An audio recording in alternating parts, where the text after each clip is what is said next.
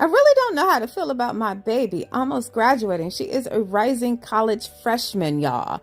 But to see her in her high school years and the excellence that she puts behind everything she does, the voice that she has to speak for the voiceless, it's been phenomenal. But when I compare her high school years and my high school years, completely different, thank God. Because I said it was going to stop with me.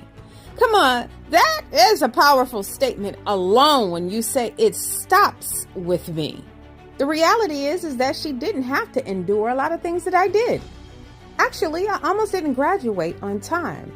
I got to my senior year and had to double up in almost every major subject, to math, to science, to history.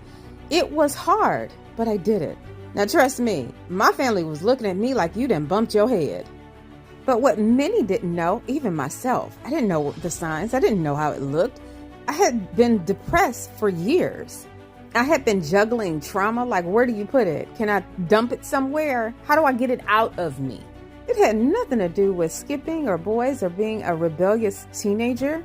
I wasn't sleeping, y'all. I was not sleeping because of things that was going on in my household.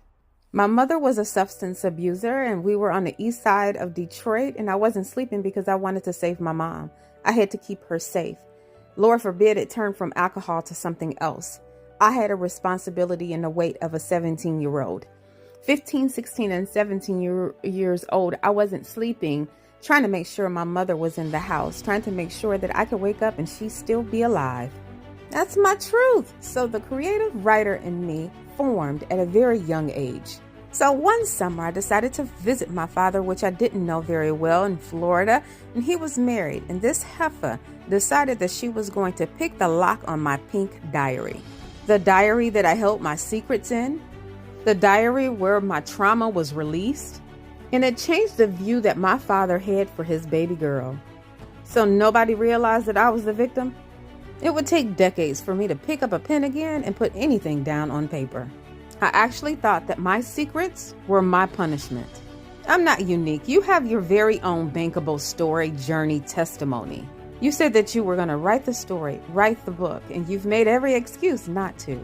I tapped into the digital product space, honey. I knocked the door down. I made 5 figures from one product and scaled my business. Something unlocked. And I'm teaching others to do the very same thing.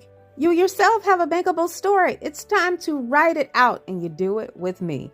Jump in the info session today.